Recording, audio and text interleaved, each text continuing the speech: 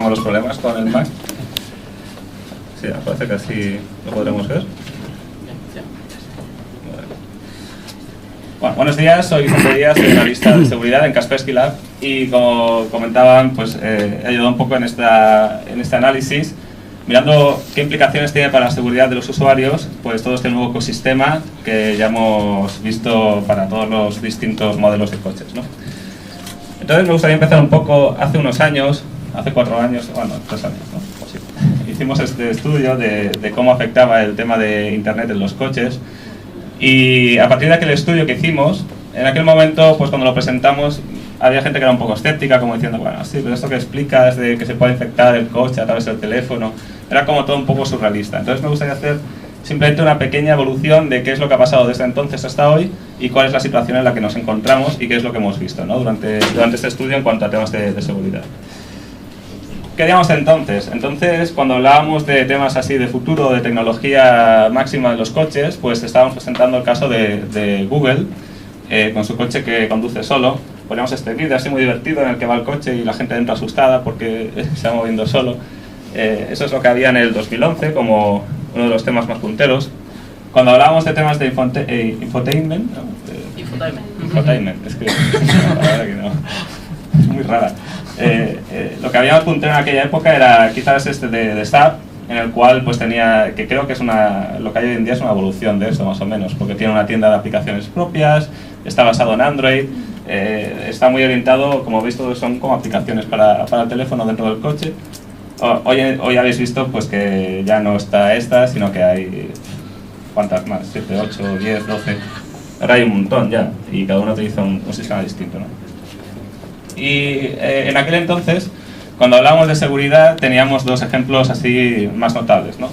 El primero era un estudio que había hecho la Universidad de Auckland, en la época, en la cual habían analizado un coche, lo habían destripado entero, y habían visto qué puntos débiles tenía, habían aprendido a esnifar el tráfico. Es que este palabra se usa en seguridad, ¿no? Pero a capturar, a leer el tráfico que pasaba por dentro de la red interna del coche para comunicar entre distintos componentes y habían aprendido a interpretarlo y a modificarlo.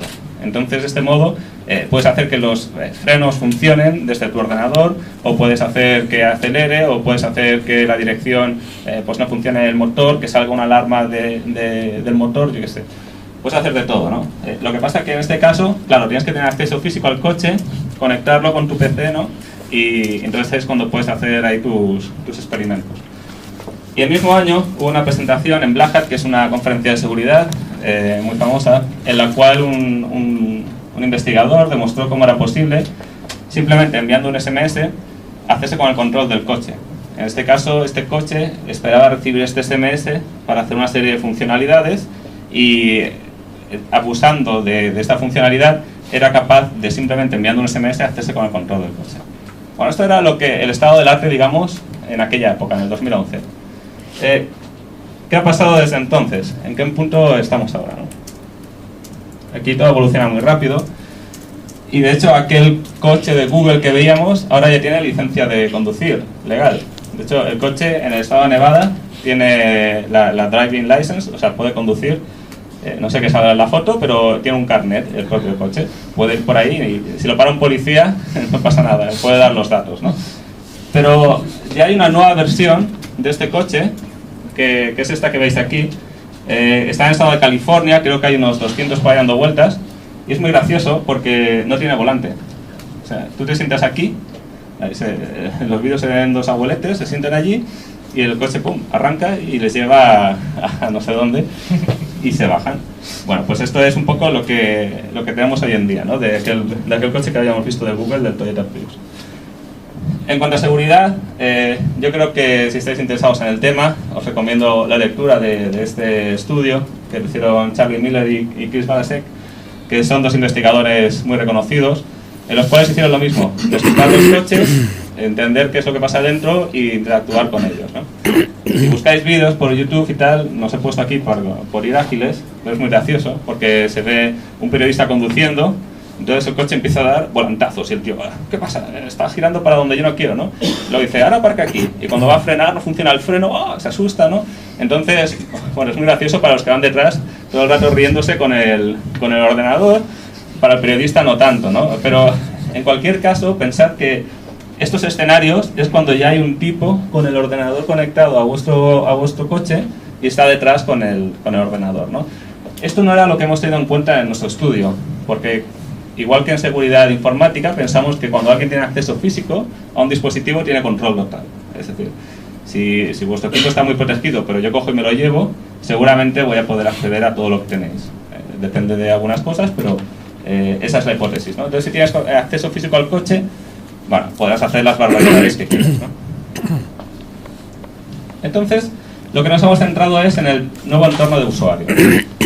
Si vosotros ahora os vais a comprar uno de estos coches, con todo este entorno súper conectado, ¿qué es lo que tenéis en cuenta? ¿Qué cambia en vuestras vidas? ¿Qué cambia en vuestra experiencia de usuario respecto a hace 10 años, ¿no?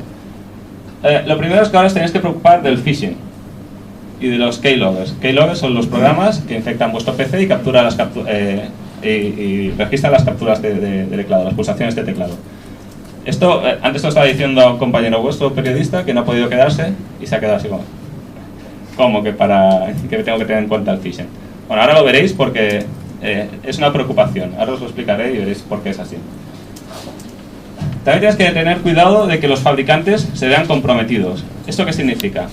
Si tenéis cuenta de Twitter, por ejemplo, y sale una noticia de que Twitter le han robado 10 millones de contraseñas y nombres de usuario, os preocupáis. Porque dices, o sea, igual mi cuenta también me la han robado. Cogéis, cambiáis la contraseña, etcétera, ¿no?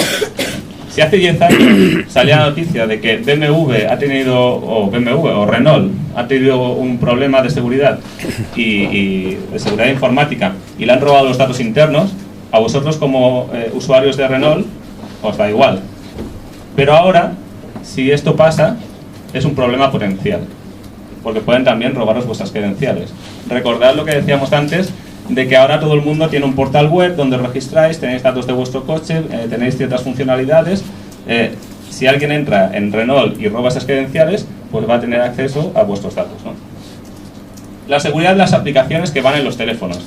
Estamos viendo que muchos de estos entornos, ecosistemas de coches, también tienen una aplicación para el teléfono. Esta aplicación para el teléfono tiene funcionalidad importante, como hemos visto, por ejemplo, para abrir las puertas. Entonces, la seguridad de esta aplicación yo creo que es interesante, porque si resulta que no es tan segura, pues a lo mejor alguien puede abrir las puertas sin que nosotros lo sepamos. Y luego también tenemos que tener en cuenta temas de privacidad. Antes, si os ibais a conducir, pues no lo sé, a las 3 de la madrugada a 180 por la autopista y ibais a no sé dónde, pues a lo mejor nadie se enteraba. Pero ahora vuestro coche lo sabe, y el fabricante de vuestro coche seguramente también, y los servicios que tenéis asociados a vuestro coche también. Si vuestro coche es de empresa y estáis yendo mañana a visitar a un cliente a no sé dónde, pues también lo sabe. Entonces el tema de privacidad, digamos que ya es un tema a tener en cuenta, ya no es un tema que no tiene nada que ver con el uso del coche, ¿no? Bueno, entonces aquí lo que hemos hecho es investigar un poco para probar estas hipótesis, y hemos hecho alguna prueba, en este caso con BMW. Lo primero es decir que esto es general y puede aplicar a cualquiera. Simplemente, en este caso, pues lo hemos hecho diciendo al BMW, que le agradecemos que se haya prestado a esto, ¿no? Entonces, un vector de ataque. Imaginaos esto. ¡Pum! Primero, alguien roba las credenciales de usuario de nuestro portal que estábamos hablando antes. Puede ser pues por el phishing que os estaba diciendo antes. Os llega un correo. Estimado usuario de BMW, por favor siga este enlace para recibir su premio por ser un gran conductor, ¿no? Y ponemos nuestras credenciales y nos las roban, ¿no? O nos llama alguien por teléfono: buenos días, le llamamos de BMW, necesitamos comprobar la seguridad de tal y nos puede facilitar su número de usuario y contraseña, en fin, cualquier tipo de truco, ¿no?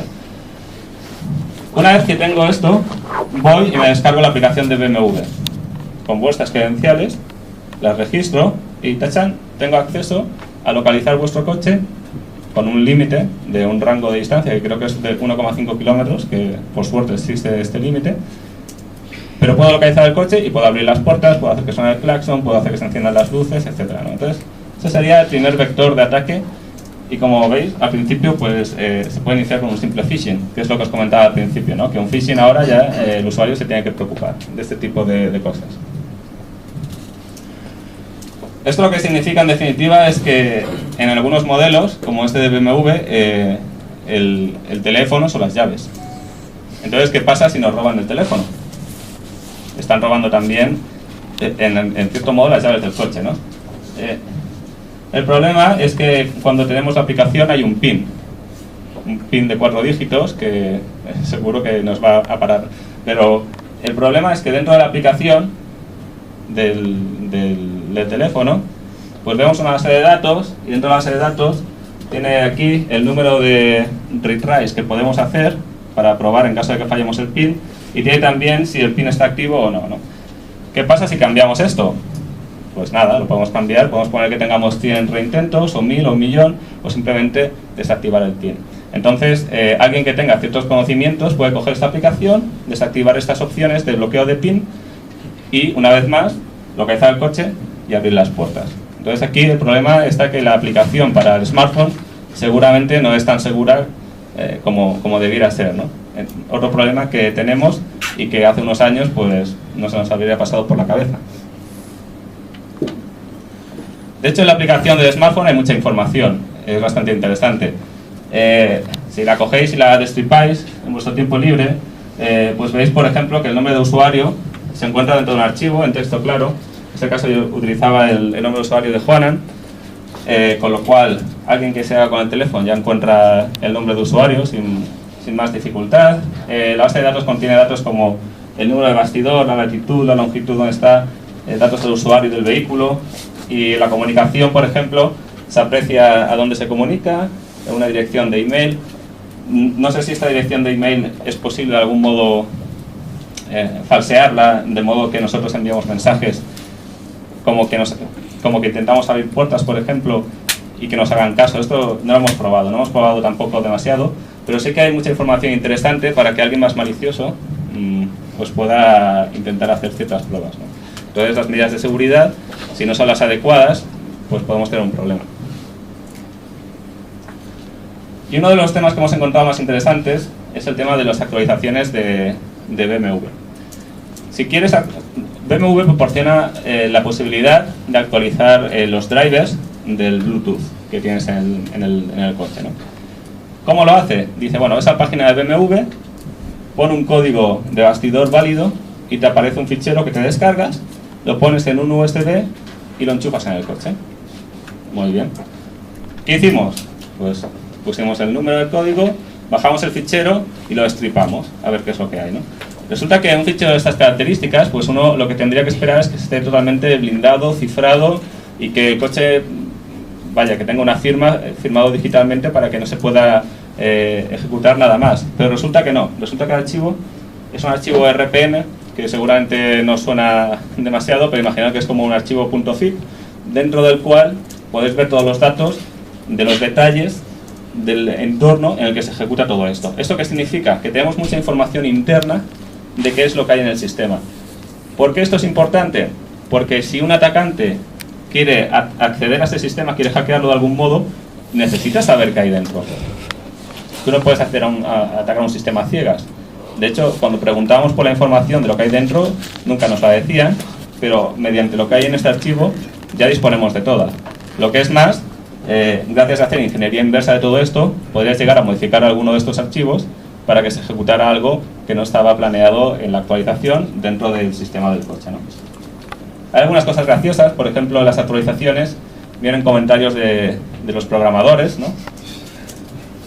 Este me hizo gracia, dice, to do, o sea, por hacer, ¿qué pasa en caso contrario, ¿no? Como diciendo, bueno, sabemos que en el código hay un caso contrario que nadie sabe qué pasa y que está por resolver. En esta actualización todavía no está resuelto, en algún momento lo resolverán, ¿no? Bueno, en fin, hay mucha información, pero tampoco es cuestión de aburridos, ¿no?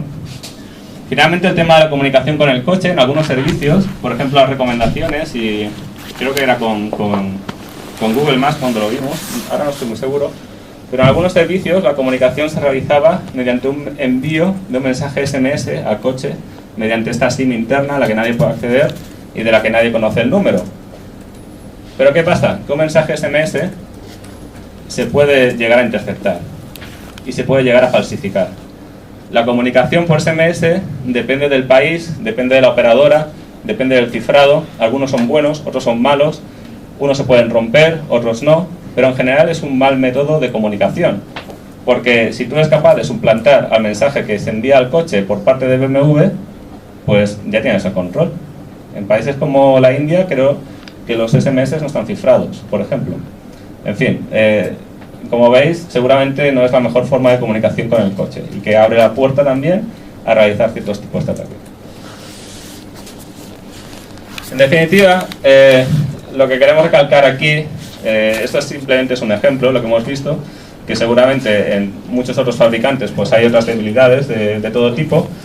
Simplemente lo que queremos recalcar con esto es que ahora hay un nuevo ecosistema. Y es un ecosistema que hace unos años no existía.